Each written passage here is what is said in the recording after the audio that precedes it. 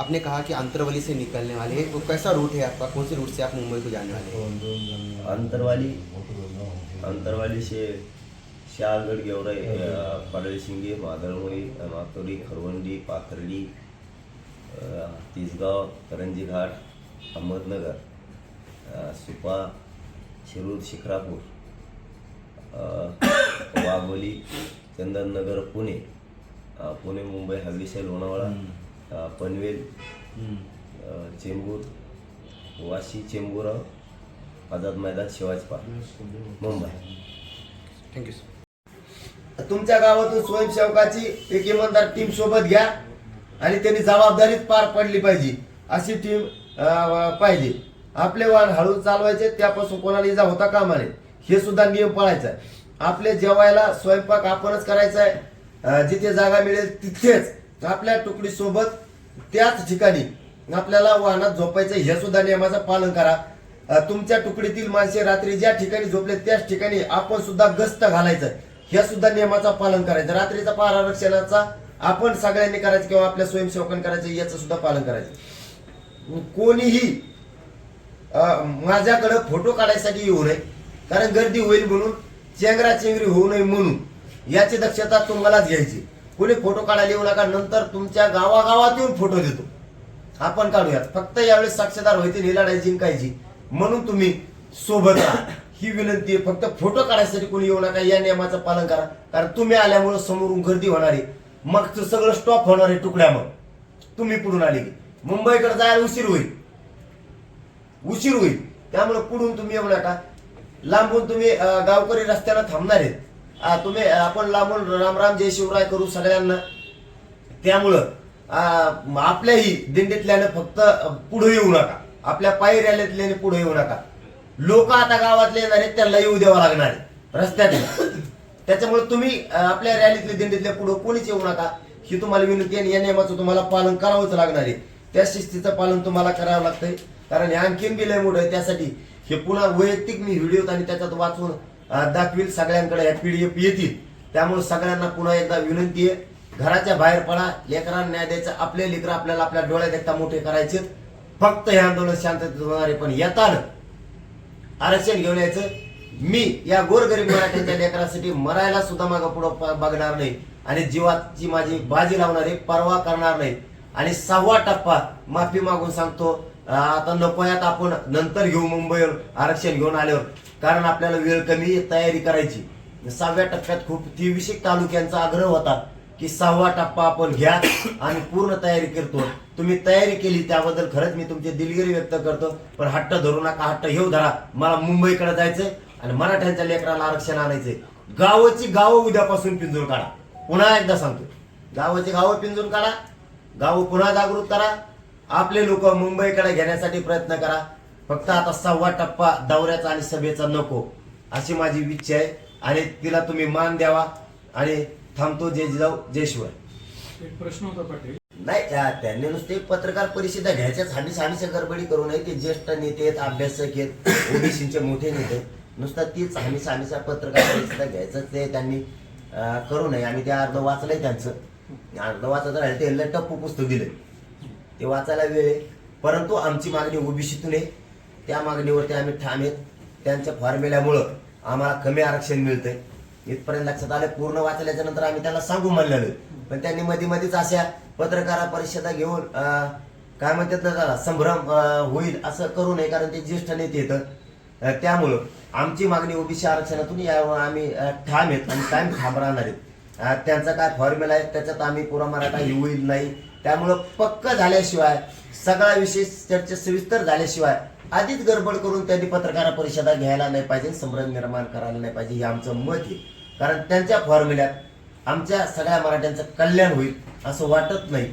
आणि ते पूर्ण वाचल्याच्या नंतर त्याला निरोप देऊ आम्ही असं सांगितलं होतं. पण ते आता बार जर पत्रकार परिषदा घेणार असेल तर त्यांचा लोकशाहीचा अधिकार आहे, त्याला काही करू शकत नाही. पण त्या फॉर्म्युला आमच्या मराठ्यांचं कल्याण होईल असं वाटत नाही सगळ्यांचं. म्हणून आमची मागणी ओबीसीत नाही, आम्ही त्याच्यावरती ठाम आहेत आणि आम्ही ठाम राहणार आहेत. हा, आणि याला जोडून विषय 12 बलुतेदारांवरती, गोरगरीब ओबीसी बांधवांवरती जो आरक्षणात, त्यांच्याच ओबीसी आरक्षणात त्यांच्यावर अन्याय होतोय, त्यासाठी त्यांना वेगळा प्रवर्ग करून आरक्षण दिलं पाहिजे, या मतावर आम्ही ठाम आहेत. आणि आम्ही त्यांच्या पाठीशी पण आहे. परंतु त्यांच्या फॉर्म्युल्यावर आम्ही आतापर्यंत कसलाही विचार केलेला नाही. मराठा आरक्षणासंदर्भात नाही नाही त्यांचं आम्ही थोडंच त्यांचं ऐकणार आहेत. आता आमची संदर्भात ते प्रेस वगैरे नाही घेतात. तेच म्हणतो त्यांनी त्या उगाच मुद्द्यावर त्याच्यामुळेच म्हणलं त्यांनी एवढी गडबड नाही करायला पाहिजे. सगळं क्लिअर झाल्याच्या नंतर इकडची भूमिका काय, मराठ्यांची भूमिका काय, त्यांची भूमिका काय, हे ज्यावेळेस याच्यातून उत्तर बाहेर निघत त्या टायमाला माणसाने पुढचं पाऊल उचलायचं असतं. अचानकच समजा गडबड करून त्यांचाही लॉस होतो, आमचाही होतो.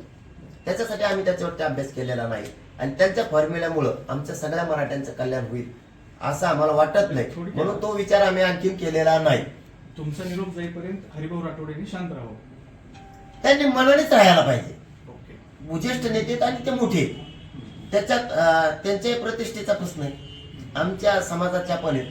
त्यासाठी काम करताना त्यांनीच काय म्हणून त्याला दूरदृष्टीचा विचार ठेवला पाहिजे आणि घाई गडबड न करता पूर्ण उत्तर बाहेर काढायचं आणि मग काम हातात घ्यायचं.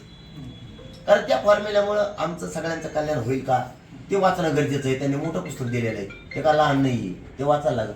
परंतु आमची भूमिका सगळ्या मराठ्यांना ओबीसी आरक्षणात होती. त्यामुळे आम्ही त्याच्यावर ठाम आहेत. त्यांच्या फॉर्म्युल्याबद्दल त्यांनी जरा दम धरायला पाहिजे, गडबड करायला नाही पाहिजे. परंतु त्यामुळे आमचं सगळ्यांचं चांगलं होईल असं वाटत नाही.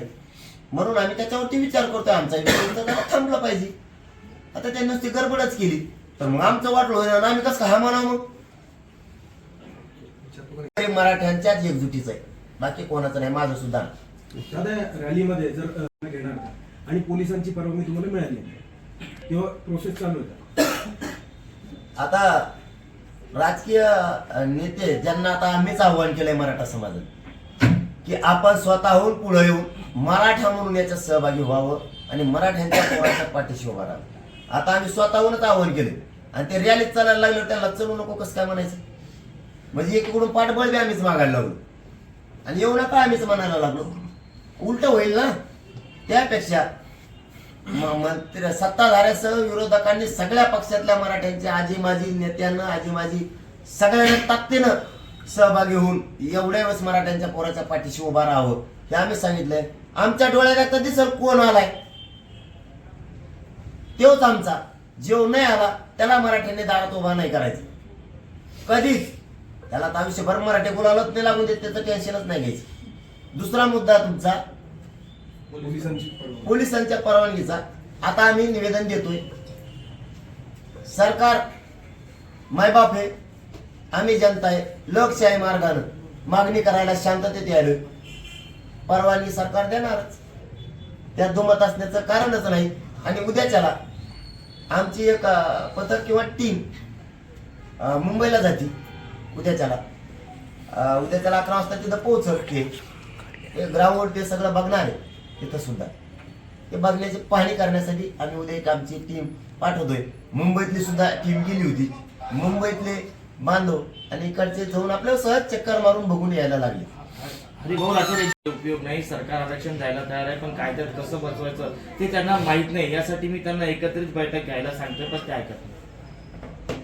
ते सरकार मोर्चाने काय होणार आहे का नाही ते सल्ले द्यायची त्यांना गरज नाही. मी आता त्यांना सन्मानाचा शब्द दिलेला आहे की ते मोठे ज्येष्ठ येतात आणि ते त्यांनी आम्हाला मग असली भाषा शिकून आहे. मोर्चा काय होणार ते आमचं आम्ही बघू काय करायचं. पासून जर तुम्ही हे सगळं नियोजन केलेलं आहे हे पाहता याच्यातून एक स्पष्ट झालेलं दिसतंय की आत्ता माघार नाही. नाही नाही नाही. मी सांगितलंच ना, फक्त कन्फ्युजन काही जण करतील. 20ला निघाले कवा पोहोचायचे काय तुम्हाला काय करायचं आम्ही आमचं कवा पोहोचू. आम्ही दिशेनं चाललो नाही आरक्षणाच्या. उगत ते घरी बसते आणि तिथून सल्ले देते कवा जाणार रे, तर मग उशिरा झाला का, वेळच दिला का जास्तीचा, आणि ती घरी देते व्हॉट्सअप फेसबुकवर टाकून उगाच उगा. आणि मग तेच मला फोन करतात बरं का परत तुम्हाला सांगायला नाही पाहिजे सांगा. मग मराठी लागायचे त्यांच्या माग आणि मग तेवढे बार सांगा बाबा चुकलं माझ्याकडून बोलला काय. लढतो आम्ही, जीव जाळताय माझा गोरगरीब मराठा समाज, रक्त जाळतो माझा गोरगरीब मराठा समाज. तू कशाला येतो, किती दिवस लागणार आहेत, काय होणार आहेत. दिशा तर तीच आहे, ध्येय तर तेच चाललेत ना. मुंबईला 20 तारखेपासून पोहोचतील ना. आरक्षणच घेऊन येते येताना. टेन्शन करून घेतो. 39 वर्ष दम धरलाय आम्ही. येताना आरक्षणच घेऊन येणार आहे. टेन्शन घेऊ नका. तुम्हाला चालायचं त्याच्यात नाही, तुम्हाला घरी झोपायचं बंगल्यात तुमचे आणि सल्ले आम्हाला द्यायला लागली. त्यामुळं काय म्हणले होते आता माघार नाही. अजिबात नाही. जीव गेला तरी माघार नाही. मराठा समाजाला शब्द सरकारला सुद्धा आता माघारी नाही. हरिभाऊ राठोड तुम्ही आम्हाला गोळ्या बी घातले तिथं सरकारनं मुंबईत तरी माघार नाही म्हणजे नाही. हा. समाजासाठी जीवन अर्पण केलेलं आहे, मरेपर्यंत अर्पण केलंय. दोन्ही पैकी एक माघारी घेऊन याला. एक तर आरक्षण नाही तर मला घेऊन यावं लागलं. पाटील तर त्यांच्यावर आता आमचा मुद्दा ज्वलंत आरक्षणाचा आहे, ते राजकारणाकडे घुसते.